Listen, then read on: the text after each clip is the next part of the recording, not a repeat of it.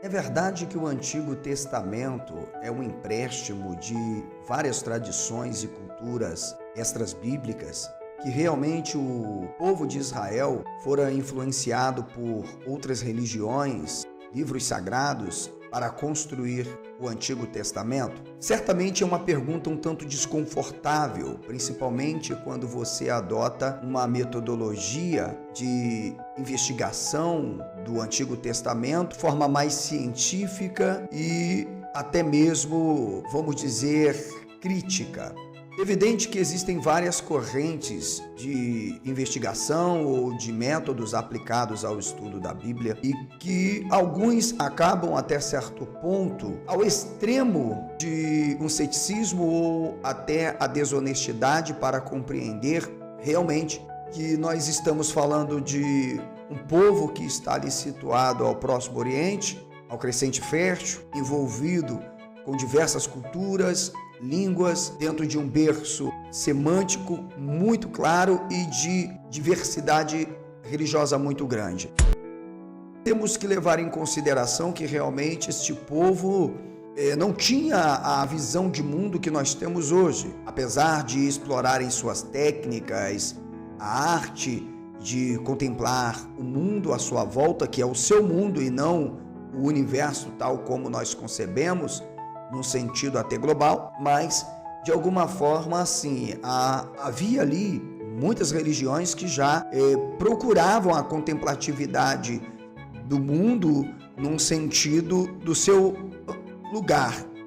E para responder isso, nós vamos tratar de um assunto muito importante, inclusive o texto do Gênesis, capítulo 1, verso 1, ali chamado pelos judeus de Bereshit, Bereshit, Perek Ahat, Pasuk Verhat, capítulo 1, versículo 1, sobre a cosmogênese. Vamos falar sobre a cosmogonia do Gênesis dentro de um contexto que também nos permite vislumbrar a cosmologia e a teologia dessas religiões. Assumimos aqui uma proposta metodológica histórico-social indiciária com uma análise intertextual e histórico-crítica, isto é, interdisciplinar, dialogando com a arqueologia, a cultura material e algumas vezes até material. Por cultura material, nos falamos aos documentos que chegam às nossas mãos, o Antigo Testamento nas suas diversas traduções e versões, bem como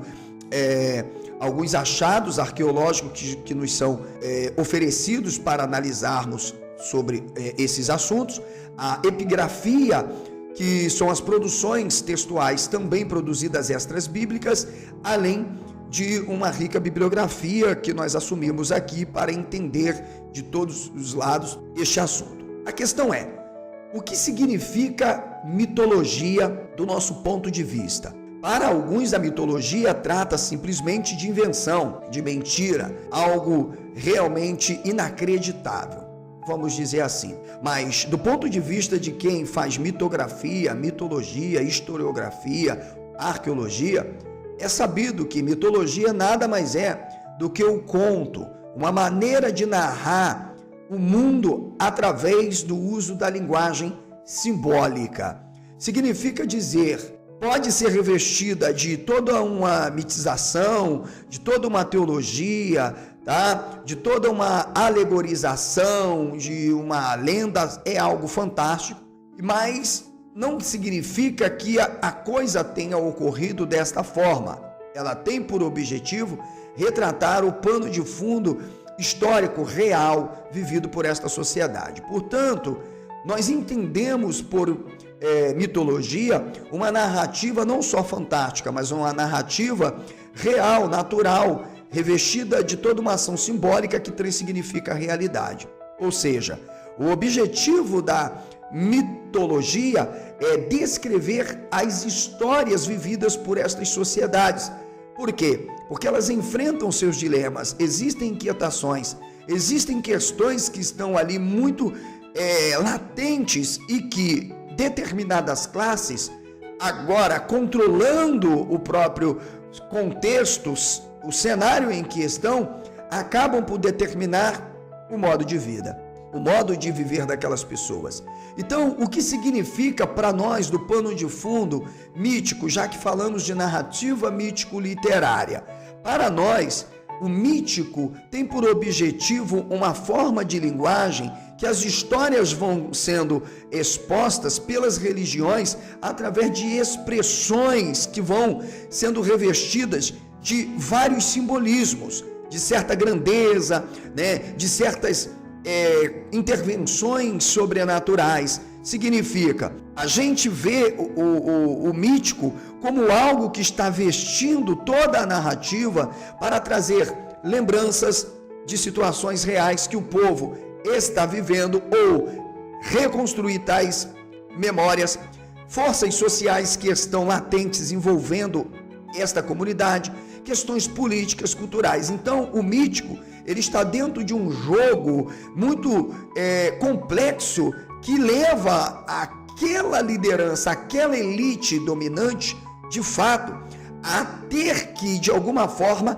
convencer, ou vamos chamar assim, a massa. No caso do texto do Antigo Testamento, o hebraico, né? Vamos chamar o povo de Israel. Então esse é um ponto muito interessante para que a gente entenda os discursos, os textos, as falas, os sujeitos ligados, tá? Tudo que está envolto para compreender o documento literário que nós temos em mão. E, portanto, a partir disso, com o nosso método indiciário, com o paradigma, né? Com a intertextualidade, analisando o documento internamente, buscando sempre a intenção do autor deixada ali no texto, bem como também as conexões extras bíblicas, nós vamos dizer que é possível separar os fatos reais que estão ali por trás dos mitos, ou seja, nós temos estruturas poéticas que nascem justamente nessa interconexão narrativa que nos apresenta argumentos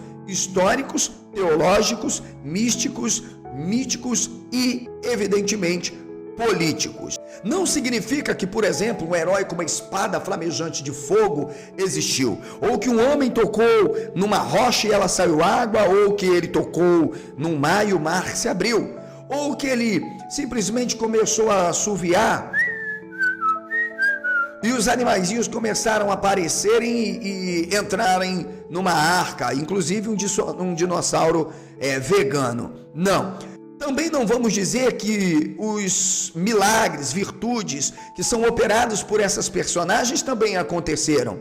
Isso é teologia. Aqui nós não fazemos isso. Mas ela está no texto. Então nós precisamos apenas entender as cosmogonias que também estavam presentes em outras religiões. Nós vamos explicar isso. Por exemplo, aqui nós temos o primeiro texto que abre o livro Bereshit, Perek Ahat, Pasuk Ve'Ahat, Bereshit bara Elohim et hashamayim ve'et haaretz. Ok, este é o primeiro versículo que nós temos. No princípio, ou eu traduzo em princípio e não no princípio, mas aí é claro que vai ter uma guerra de tradução ou não, mas para a gente não importa isso aqui. Vou respeitar quem quer traduzir no princípio. Eu entendo que não há uma presença de um artigo volatizado, né, com a preposição, e portanto não poderia ser em ou para no princípio, sim em princípio.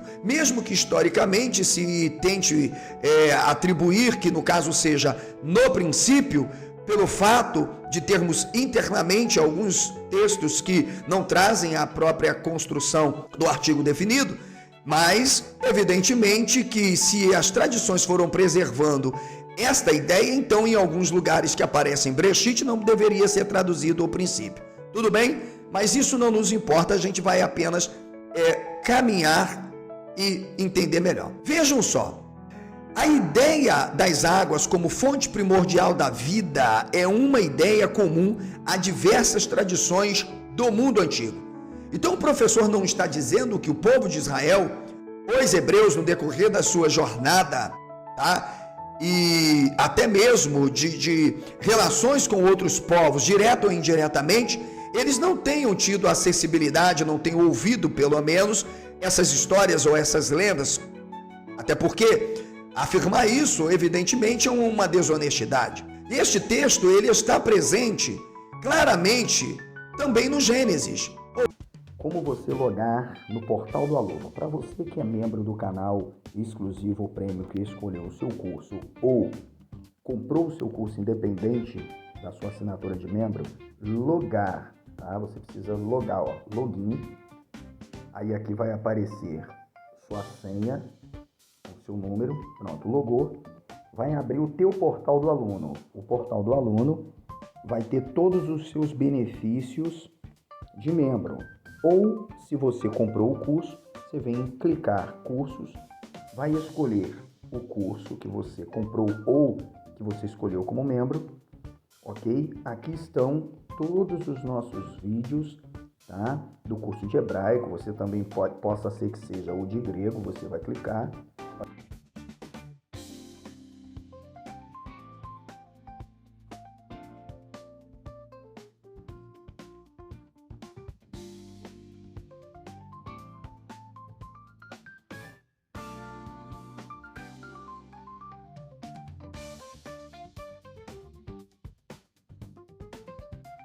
Os materiais ficam todos anexos, como aí, ó, todos os materiais anexos para você poder baixar.